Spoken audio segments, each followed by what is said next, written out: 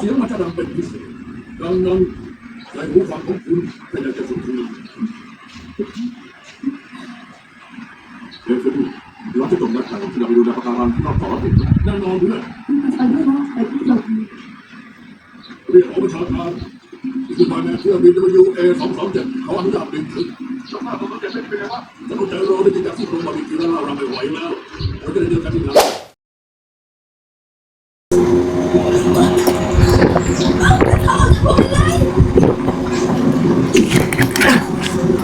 เวลาฉันไม่อยากเดี๋ยวครับ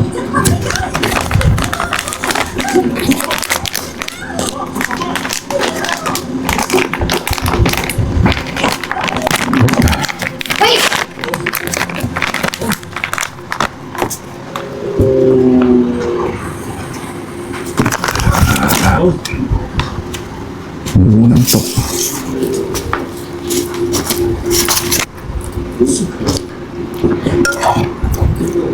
พวก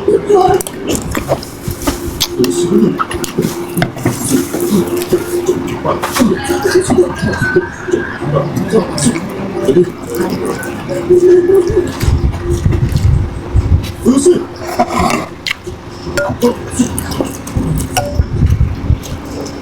นี่เครื่อง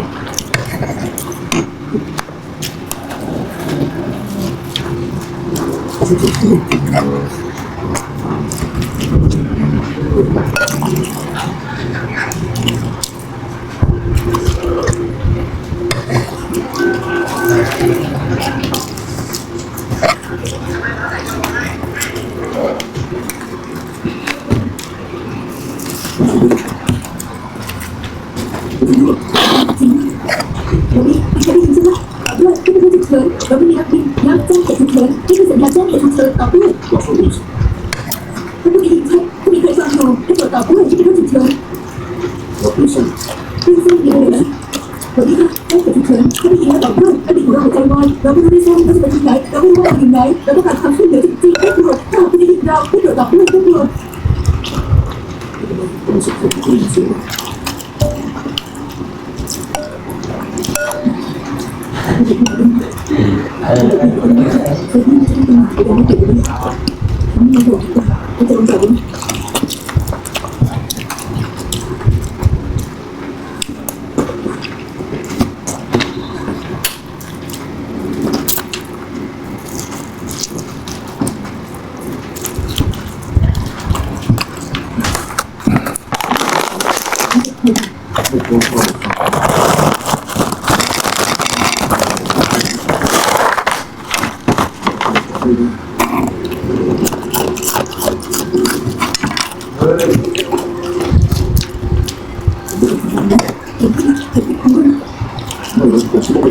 เพราะถ้าพวกเราไปเป็นใคร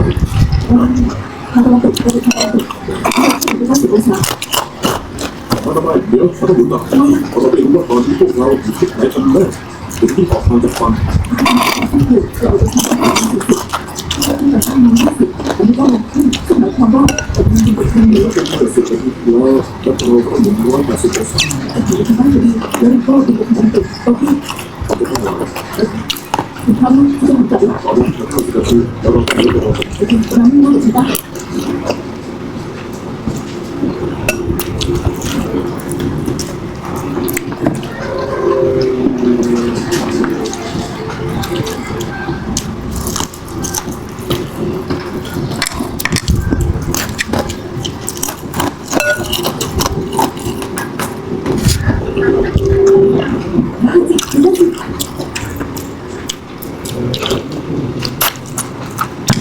ขาดไป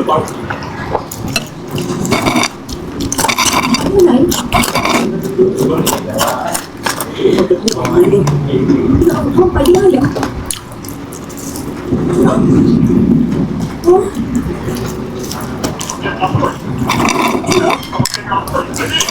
เหรอคุณดูใช่ไหมเหรอมาถึงแล้วนี่คือ227ที่คือสาระการเราจะทำเช่นเราเป็นที่สาข้อดี227เรากำลังประกอบด้วยถึงแล้วเราจะถึงเวลาแล้วเราไม่รู้ไปไหนเราทำอะไรได้ เขาถูกสนะมีข้ายาช่วยเป็นที่เด็กคนทำเป็นเขา2-3 ครั้งเมื่อ2 ปีก่อนใช่ไหมล่ะที่ได้ขับผู้หญิงคนเดียวเขาออกไปได้ที่เราเด็ก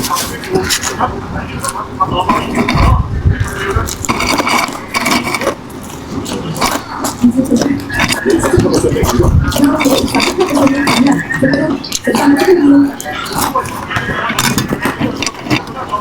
โอ้ยเราที่ทำแต่ต้องทำยาว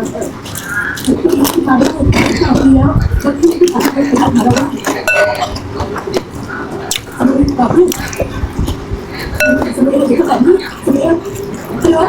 เดี๋ยวพวกหาเราเจอไม่เป็นไรเลยสมัยต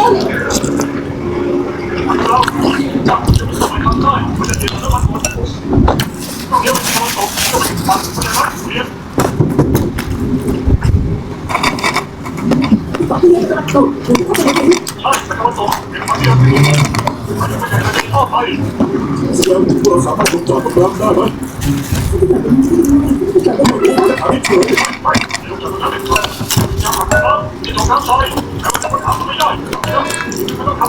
เฉยต้องกลับ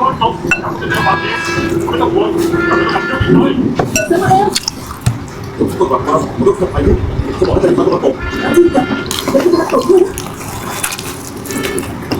นั้น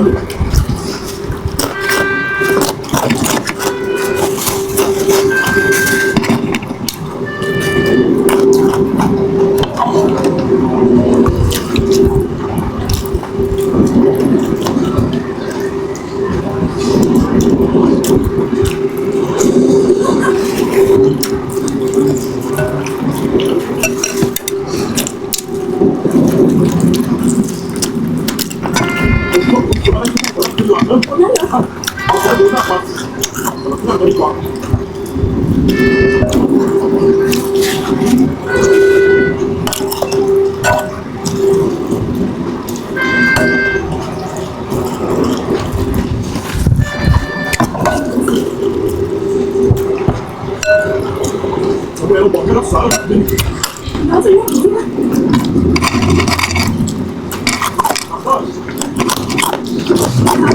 ทำไม่ได้ว